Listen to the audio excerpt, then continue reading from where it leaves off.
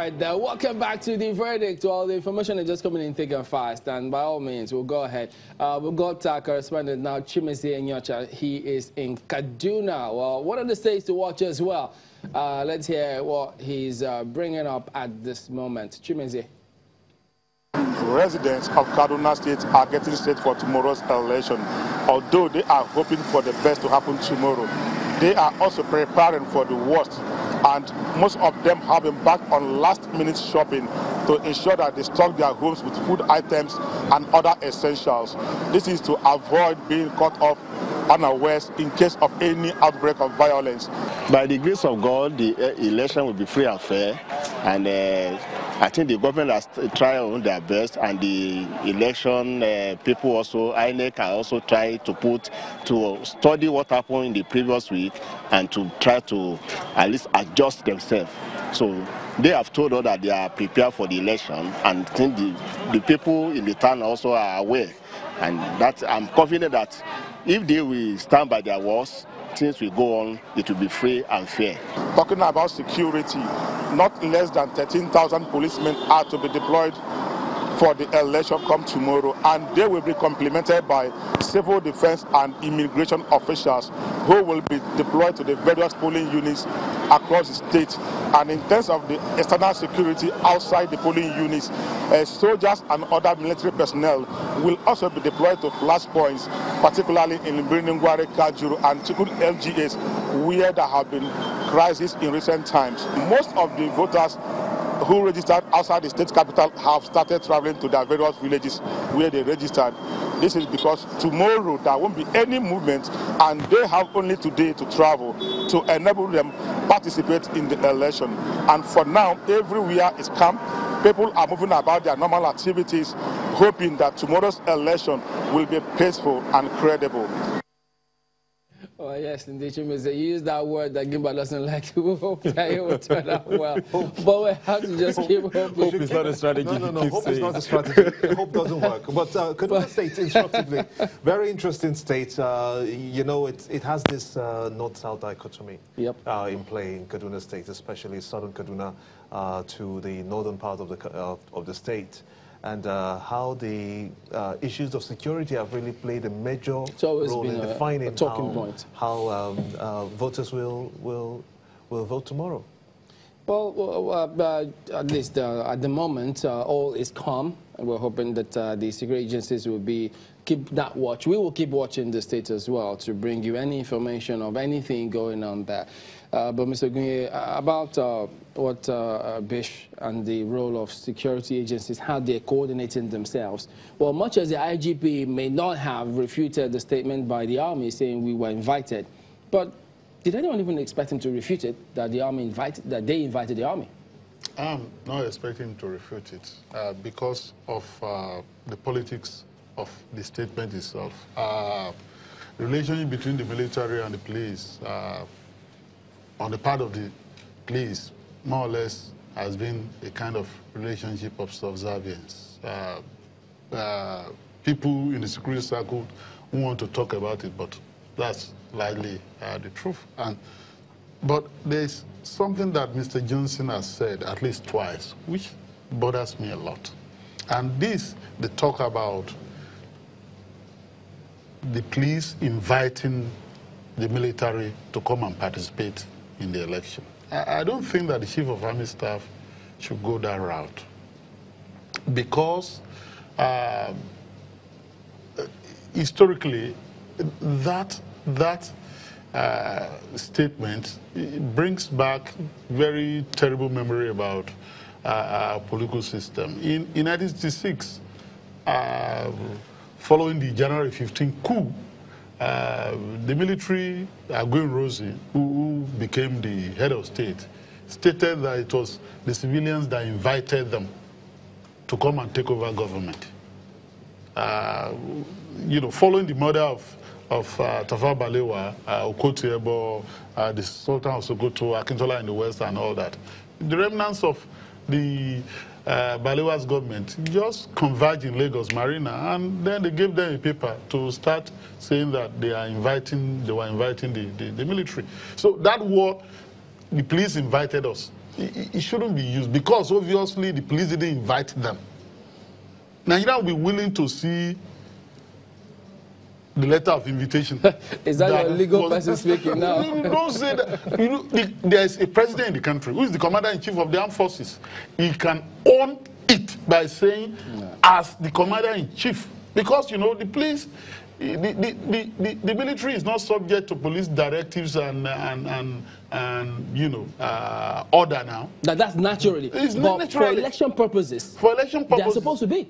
Because police is the lead agency, as they keep telling us. They say it's the lead agency, but Chamberlain, I'm putting a bet on it.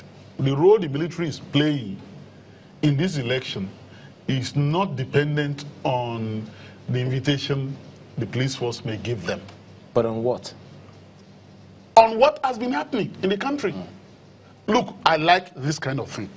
You can look at the Constitution, Section 217, and as a responsible president of a country, and I believe that our president is responsible, not in terms of conduct, but responsible to Nigerians, come out and say, I've ordered the deployment of the military to safeguard life and property and to protect lives in this election.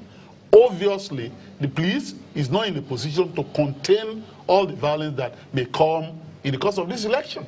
Why are we talking about Rivers now? Because we knew that in 2015, following the election, there were killings and killings and killings in that place. To such an extent that I personally felt at the stage that the president of the country, regardless of the political undertones or overtones, should attempt declaring a state of emergency in that state. People were being killed in scores long after the election was conducted. And people were wondering, what was it all about? Is it court? What is it in that state? And in other parts of the country, in Sanfra, in other places. So the point I'm making is that, look, you have a president who has a responsibility to keep the peace in the country, to help Nigerians and all that. And so that president can say, look, we deployed the military without the chief of army staff saying, oh, it was the police that invited us. But you know, at a point, we heard the Zamfara state governor, I think we also have him on tape, where he said, well, if it's got to do with, if declaring state of emergency in Zamfara will sort the matter out, he is open. A state of emergency should be declared in the state, yes. But he has finished his second term, so he was on he just said that not long ago. So people then asked, if it was in his first term, would he have said it? But should that even matter? Because he said it, he said it. He said it. I am telling you that when you talk about state of emergency and declaration, you are talking about extraordinary measures to ensure that there is security in a particular place. And I'm saying that, you know, it's not just sufficient to say that River is so far. You know, we are in Lagos here, we are in Council Lagos, we are in Abuja, and people are being killed. They are Nigerians. Okay, let's get to Abuja now. General Wahab, in terms of, because there are those who have this impression that the military doesn't report or will not report to the police when it has to do with elections, particularly these elections. Is that the case? Let me start by telling you what is in place. The security architecture in Nigeria is such that, for instance, in every state, you have a state security council headed by the state governor. The governor reports directly to the president as to whatever is happening. The military guy, who is part of that security council, reports to his boss, and straight either to the Chief of Army Staff, Air Force, or Navy, or CDS, as the case may be.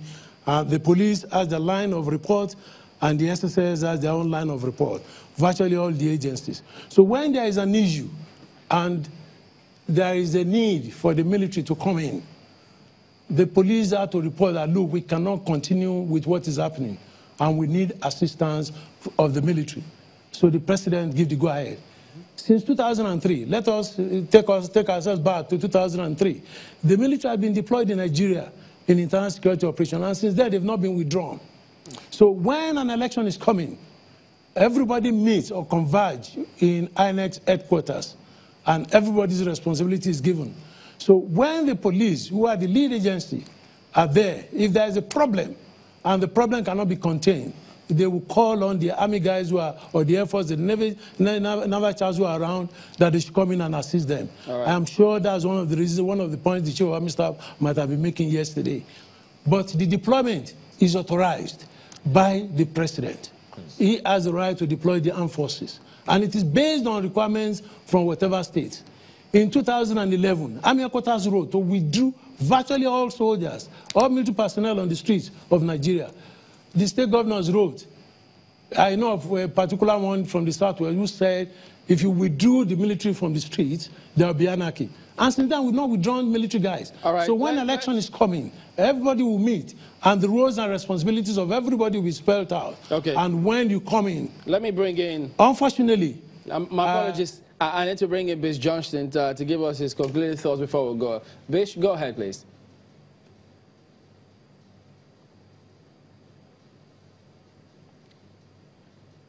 Yes, Bish, go ahead. Okay. Were you talking to me, Chamberlain? Yes, give us your concluding thoughts before we go. Well, this is what I have to say, okay, so that we don't continue to go through this cycle every time there's an election in this country. The president has a majority now in the National Assembly, and I am hoping that that majority will be a governing majority, and that he should work with them to put in place processes that will make our electoral process to be more credible. You were aware that when the late former president Yar'Adua came into office, he admitted himself that the process that brought him to power was flawed, and he took actions to begin to fix them. This president should know that the process that brought him to power is equally flawed, and that he should take measures, because that's leadership. He should work with the National Assembly to take measures to begin to make that process better. He should leave something better than he met it. On the issue of the deployment of the military, I think the National Assembly has a role to play there. If we don't want the military to be used during our elections, I think we should come up with legislations prohibiting the president from deployment of the armed forces during elections. Bish Johnston, former United States Army captain.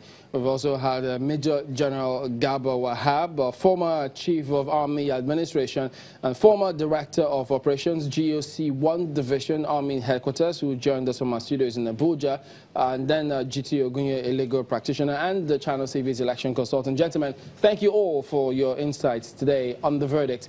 Well, that's the verdict at the moment. Yes, indeed, we do thank you all for watching as well. I'm Chamberlain Uso. Thanks for watching. I am Gimba Umar. And I'm Ayo Makinde saying please. Yeah, but News Track will be up next on the hour.